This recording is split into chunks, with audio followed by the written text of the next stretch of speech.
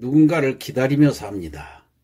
사랑하는 연인을 기다리며 살고 이상가족들은 이북의 부모 형제를 기다리며 삽니다. 가난한 사람들은 부자 되기를 기다리고 실업자는 취직할 날을 기다립니다. 우리는 누군가를 항상 기다리면서 사는 인생입니다. 안녕하십니까. 명작의 순례 시간입니다. 오늘은 연극작품인 사무엘 베케트, 유명하죠. 사무엘 베케트, 이 고도를 기다리며를 감상해보고자 합니다. 이 사무엘 베케트의 연극, 이게 1953년, 날짜를 보니까 1월 5일로 되어 있네요. 파리의 바빌론 극장에서 초연된 이래 베케트의 대표작이자 부조리극의 대명사로서 아주 널리 알려지고 있는 작품이죠. 이 연극이 처음 상연됐을 때는 일반 대중은 물론이고 연극 평론가들까지도 도무지 무슨 내용인지 이해가 안 되는, 도대체 뭐 이런 작품이 있나 하고 아주 혹평에 시달렸습니다.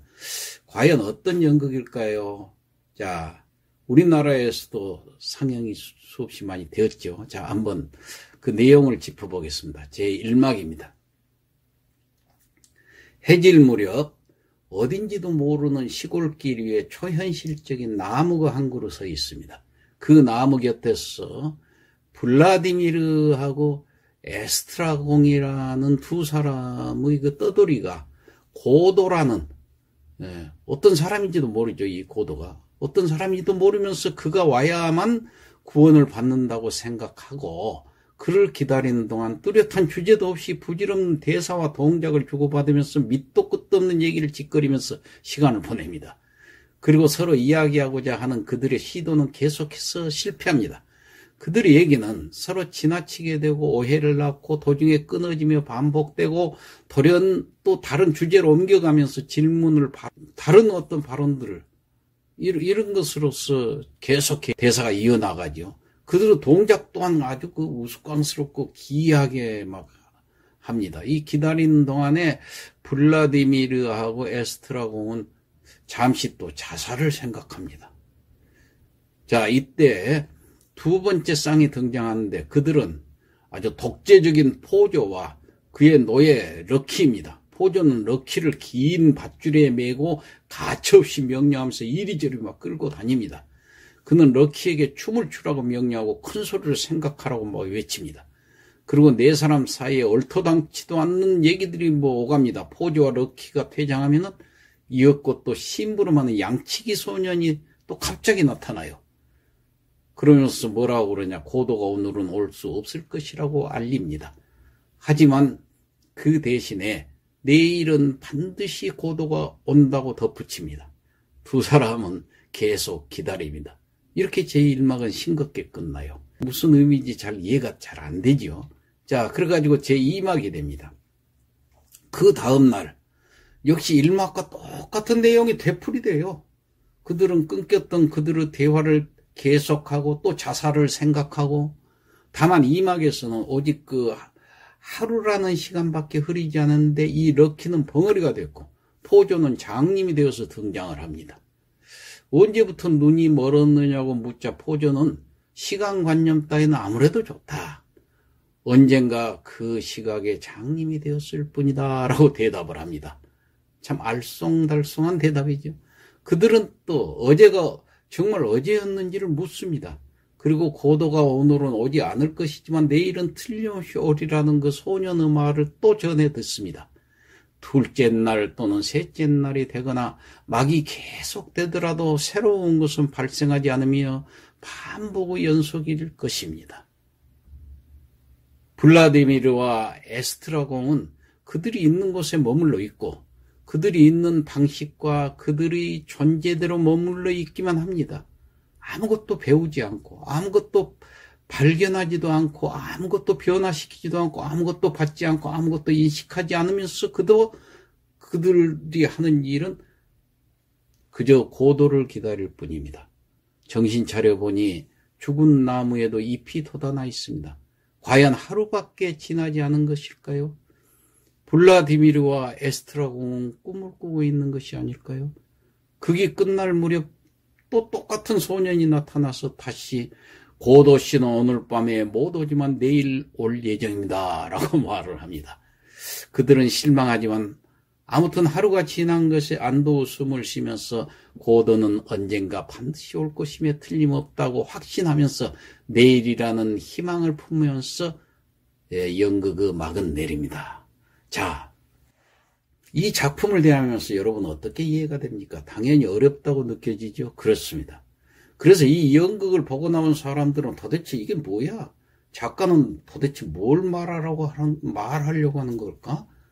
뭐 이런 식으로 말을 합니다. 이 작품 우리나라에도 1969년에 그때 12월 한국일보 소극장에서 제일 처음으로 초연을 했고, 또 한참 있다가 1985년 3월에 산울림 소극장 개관 기념공연으로, 그리고 1997년 9월 서울 세계연극제 초청작으로 공연된 바가 있습니다.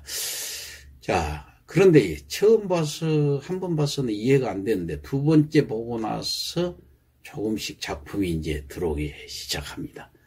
작중 인물 속에 내 모습이 이제 비춰지는 것이죠. 그리고 내 모습만 보이는 것이 아니라 내 가족과 친지, 이웃의 모습도 비춰지고, 더 나아가서 사회 전반에 걸친 삶의 유형과 형태가 비춰지게 되면서 이 연극을 이제 차츰 이해가 되기 시작합니다. 그래서 이 작품을 다음 6가지 의문점을 놓고 분석을 한번 해볼까요? 시간이 좀 걸리지만은.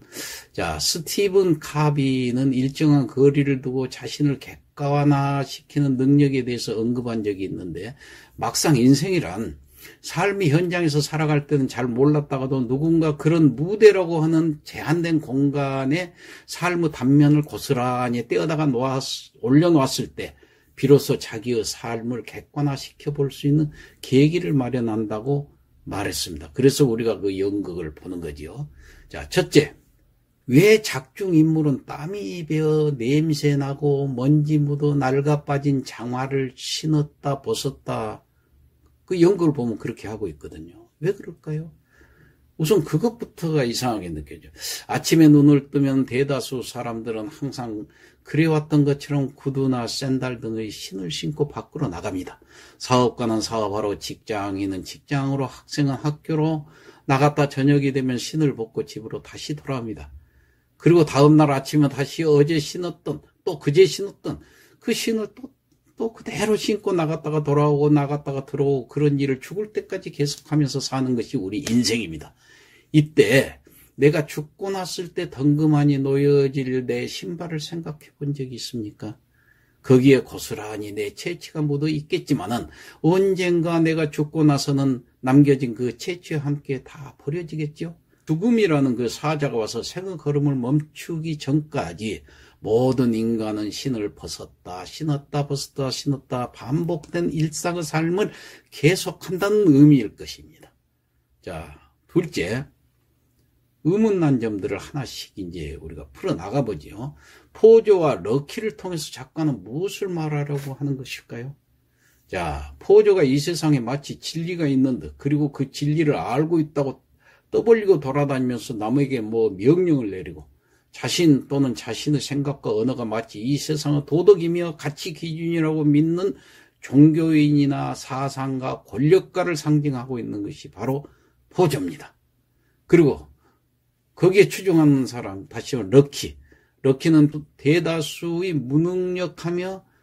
무능력한 사람들인데, 이 포조들이 그 몇 사람들이 만들어 놓은 어떤 세계에 대해서 아무런 의문도 품지 않은 채 일상을 살아가는 현대인을 상징하고 있는 것입니다. 우리들은 럭키입니다. 그래서 잘난 체하고 앞에서 이끌어 나간다고 하는 사람들, 사상가니 종교가니 또 혹은 권력가니 정치가니, 이런 사람들이 포조를 상징하는 겁니다. 뭔지도 모른 채 막연히 나무 밑에서 고도를 기다린다고 하면서 신을 벗었다 신었다 하며 살아가는 사람이든지, 그나마 나는 그렇게 살아가는 너희와는 근본적으로 다르다고, 돈 좀 있다고, 지위나 권력이 좀 있다고, 많이 배우고 지식이 좀 있다고, 남다른 고행과 수련으로 고차원의 세계에 좀 산다고 거듭을 피우면서 타인을 지배하려 하거나 자기 의지대로 부리려 하거나 하는 모습이 객관화되어서 무대에 올려지는 것이 바로 포조의 역할입니다.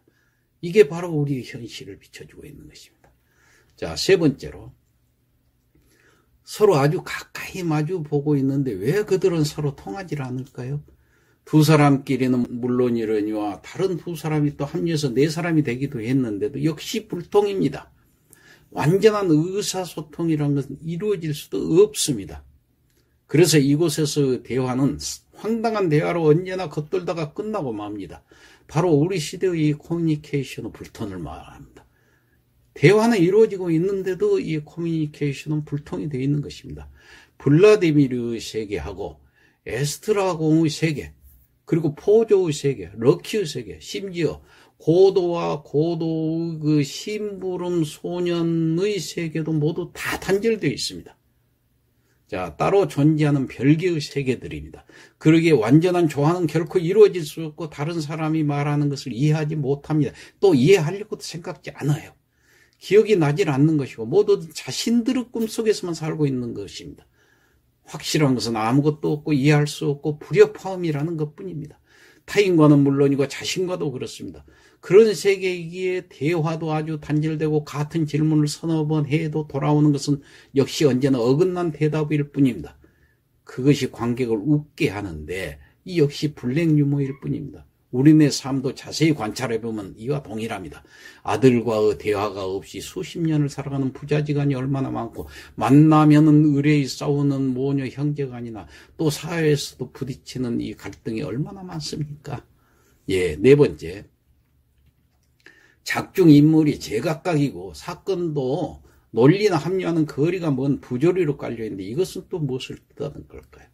아무 이유도 없이 파이프가 없어지기도 하고 시계가 없어지기도 합니다. 오직 하루라는 시간밖에 흐르지 않았는데 이 럭키는 벙어리가 되고 포조는 장님이 되어서 또 등장하기도 합니다. 언제부터 눈이 멀었느냐고 묻자 포조는 시간관념 따위는 아무래도 좋다. 언젠가 그 시각에 장님이 되었을 뿐이다라고 이해할 수 없는 말을 내까립니다. 한마디로 그것은 합리적인 구성과 논리의 전개가 일체 무시된 채 논리와 설명을 뛰어넘어서 투사되는 하나의 세계, 이른바 부조리의 현상 그 자체입니다. 우리의 삶은 기본적으로 부조리하며 인간의 이성으로 설명되지 않는 일이 비일비재하고 우리가 맺는 모든 인간관계도 부조리하다는 얘기입니다. 자, 마지막으로 다섯 번째, 고도를 기다리며라는 작품의 제목이 시사하듯이 시종일관 기다리는 것으로 시작해가지고 기다리는 것으로 끝났는데 이 기다림이라는 건 도대체 무엇일까요? 오늘보다는 내일이 더 나았겠지 하는 희망을 갖고 모든 사람들은 살아갑니다. 키엘케고는 그랬죠. 절망은 죽음에 이른 병이다 라고 말을 했습니다. 무엇인가를 기다릴 것이 있다는 것은 아직도 희망을 버리지 않는다는 의미입니다. 본인들은 무의미한 일상의 반복적인 행위를 계속하면서 그래도 누군가를 기다리고 있습니다. 그런데 소년 하나가 와서 오늘은 안 왔지만 내일 꼭 올 겁니다 라는 확신의 메시지를 전하고 가면 다시 그 말을 믿고 또 기다립니다. 기다린다고 하는 행위는 어떤 바람이나 소망을 상정하는 행위고 또 언제나 고통스럽거나 결핍된 현재와 대비되어서 나타나는 미래의 출현을 뜻한다고 볼 수 있는데 이 기다림의 집요한 추적, 끝내 실현되지 않는 것의 추구지요. 지리멸렬한 방황 속에서 질서를 이루는 의식의 편리는 세계의 혼돈과 사회의 부조리를 이렇게 연극으로 반사해주고 있는 것입니다. 자, 마지막으로 고도란 그럼 무엇을 의미할까요? 고도는 신이라는 주장도 있고 희망과 꿈이라 또 혹은 목표의 상징이라는 주장도 있습니다. 또 자유니 행복이니 이런 주장도 있고 죽음이라는 주장도 있는데 이 작자인 베케트에게 그것은 2차 대전, 그 당시 2차 대전이었기 때문에 2차 대전의 종식이었다고 얘기하는 사람도 있습니다. 사람들의 상황과 처지에 따라서 자유롭게 해석될 수 있는 것이 바로 고도입니다. 이 고도는 각자에게 다른 것입니다. 그래서 저는 여기서 고도를 희망으로 보고 싶은데 여기서 희망은 구체적인 어떤 것이 아니라 막연한 희망입니다. 희망의 의미는 그저 삶을 이어갈 수 있게 해주는 것에 지나지 않습니다. 고도가 온 후의 결과는 중요하지 않습니다. 오느냐 안 오느냐 이게 중요하지 않아요. 고도가 오면은 아마도 또 다른 고도가 또 필요해질 겁니다. 인간에게는. 고도는 바로 인류를 존속시켜온 원동력입니다. 어떤 사람에게는 고도는 신이고 미래고 천국이고 다른 사람에게는 그것은 자유고 해방이고 고통의 끝이 될 수도 있죠.